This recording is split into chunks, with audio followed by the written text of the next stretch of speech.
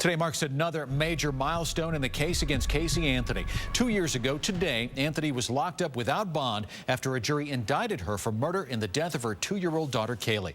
West News' Bob Keeling joins us now with more on what it's costing taxpayers to keep Casey behind bars and where she stands among the longest-serving inmates. Bob? Well, Jim, she is now among the 40 longest-serving inmates of more than 3,600 now being held at the Orange County Jail. The annual cost of feeding, housing, and confining her is more than $30,000 a year. Keeping Casey Anthony in protective custody does not come cheap. Since she was indicted 2 years ago, she's been in jail 730 days straight.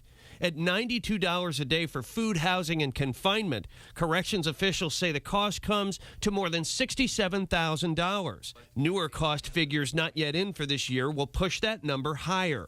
She was obviously pale. Her hair was very long. Last month, defense attorney Richard Hornsby got a glimpse of what Anthony does during the 1 hour a day she's allowed out of her cell. He was waiting to meet with a client also housed in protective custody. I saw this girl that was had her back to me, and she's kind of leaning back, and she had her feet on the chair next to her, and she was watching a soap opera on the TV there that's in the instructional room. And sure enough, when they went to get this girl out so they could bring my client in, it was Casey Anthony, and she just kind of went into her cell and was going about her business. At 730 days, Anthony is now the 40th longest-serving inmate of 3,657 now housed at the Orange County Jail. According to Hornsby, women in protective custody often talk to one another.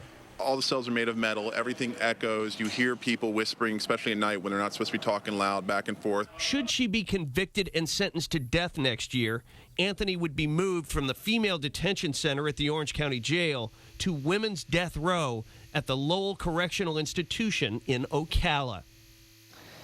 An Orange County Corrections spokesman declined an on-camera interview but tells WESH 2 that Anthony remains cooperative and is not someone he would describe as a problem inmate. Jim? Bob, thanks.